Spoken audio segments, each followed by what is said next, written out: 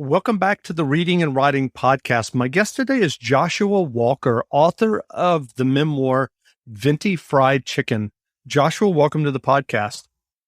Hey, thanks for having me, Sure. Jeff. Well, you wrote your memoir, Venti Fried Chicken, about your journey in life and tech. Can you talk to us about your journey in tech so far?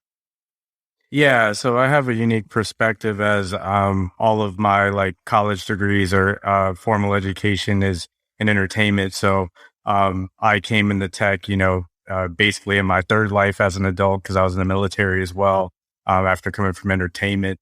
So really, the Venti Fried Chicken is about being a good representative of a modern Black person that self-taught to get into the tech industry and all of the lessons I learned along the way. So that's kind of how the book came together. And so what are you doing in tech these days? I'm a cloud solutions architect. So I basically help enterprise businesses all over the globe take their existing, what we call on-premise business and move it into the cloud so that they can reap the cost benefits and all of the technology benefits as well. That's great. Well, in the U.S. in the past year, we've been grappling yet again with this kind of national conversation about racial equity.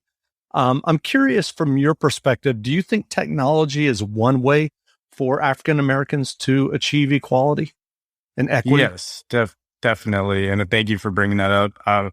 I think it's one of the most practical ways for to shift kind of just really the economics because I think a lot of times where we don't get a say so or we don't have a seat at the table is because of, the dollar. So I think technology is not easy, but one of the most practical ways for economic empowerment, as I'm an example of, a person that grew up poor, went to the military, was educated, but still was a victim of, the ripple effect of the recession, and then was able to self-teach through tech and now doing pretty well for myself. And I know a lot of others that have done kind of the same blueprint. So that's great. And so what was your own path of self-teaching to kind of get your foot in the door? What did you do exactly? Yeah. So it was serendipity how I got into tech. I was interested, but ended up bumping into a now longtime friend, Ora Davis, who was the Orlando Tech Association lead at the time. And the organization was all about bringing companies to home base in Florida.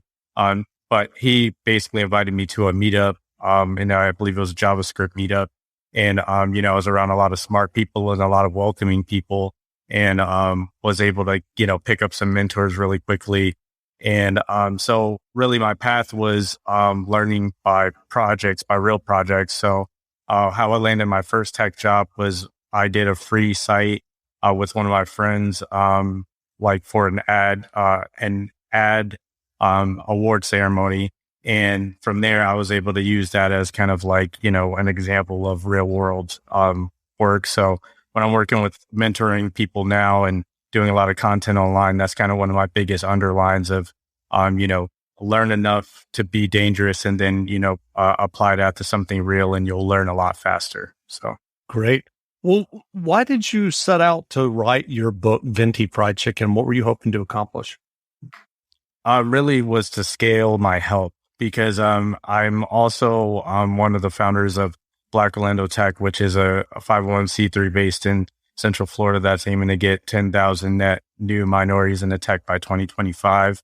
So as you know, you don't scale well as a human. So I was, given a lot of one-on-one advice. So I was like, how do I package something that's very digestible, easy to read, and very affordable? And that's where the book came from. So that's, took me around a year to write, even though it's a short read because of travel and schedule and stuff. But it was really just to expand my help as quickly as possible. So that's great. Well, can you tell us about some of what you're doing with Black Orlando Tech, especially now that we're coming out of the pandemic? What do you have planned and upcoming?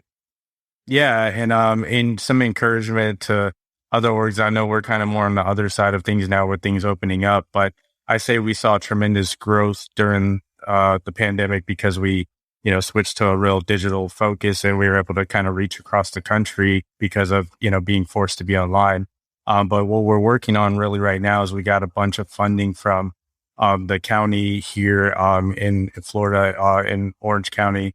And we're going to be expanding our programs for entrepreneurship. We have like an entrepreneur like program that basically focus on whether you're, paper napkin idea to I just need money. We're helping those entrepreneurs that look like me get the funding they need to be successful and skills and mentors to be successful. We're also doing our cohorts, like a full-fledged cohort spread that we're on our third class now, where you basically sit with an industry professional for 8 weeks. There's no fluff, and you're working with someone that's in it day in, day out, and give you the basically you're going from zero to being eligible for an entry level job at the end of those 8 weeks. So those are two of the main things, and then we're also doing some data initiatives with the city where we'll be helping create some benchmarks and things of that nature to gauge whether we are enabling minority business owners to take advantage of all of the resources that exist. So a lot going on, but a lot of great stuff going on. That's great. Well, what do you feel your greatest barrier personally has been in your own kind of career in tech thus far? I think for me was really the imposter syndrome in the beginning, because Mm-hmm. if you're coming from another industry, even if you're headstrong, you're intelligent, you feel kind of like a fish out of water. But once I was able to get, I think what helped me was using tech as service. So once you say, I'm going to learn this so that I can teach someone else, it kind of takes the ego out of it. So that was my biggest barrier in the beginning. But now that I've been in the industry for a little over 5 years now, almost 6, and have that I'm helping people, I kind of don't have that imposter syndrome as much anymore, because I'm taking all of that angst and pushing it in the right place, basically. Sure. Well, if you're talking to a person young or someone who's been in the job market for a while, doing other stuff, who might be interested in shifting their career to a technology focused career, what advice do you offer them? Because I know that we're at a time where there's a lot of tools and resources that Yes. in many cases are free. I mean, there's like Free Code Camp and lots of other Yeah. resources out there. What do you typically suggest to someone? Yeah. Free Code Camp is a great resource.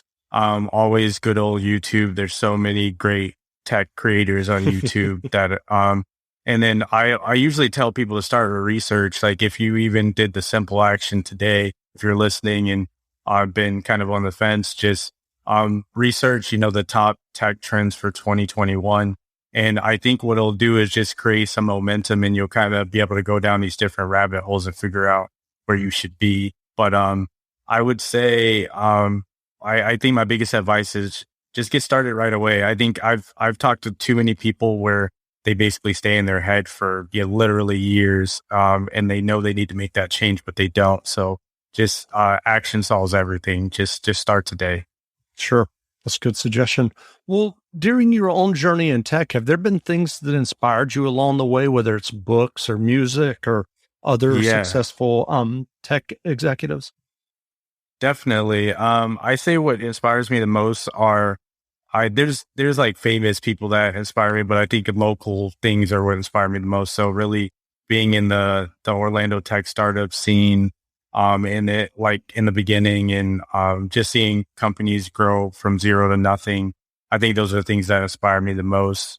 I think also just being able to help others, like do this journey with my background makes it more practical, because usually someone that came from computer science, if they're teaching you, even if they're nice and practical, do you feel like, well, they have an advantage because they did that 4-year degree? Whereas I can tell you, like, hey, I went from, being an audio engineer to being a cloud solutions architect. So, I can tell you what those steps look like and what that feels like. Sure. Well, where can people find you or Black Orlando Tech online? Yes. For me, at Venti Fried Chicken everywhere, or at JW TechDev. For Black Orlando Tech, blackorlandotech.org, and Black Orlando Tech pretty much anywhere online. Those are the places where you can find me. Great. Well, again, we've been speaking with Joshua Walker, author of the memoir Venti Fried Chicken. The book is on sale now, so go buy a copy. And Joshua, thanks for doing this interview. Thank you for having me. Great.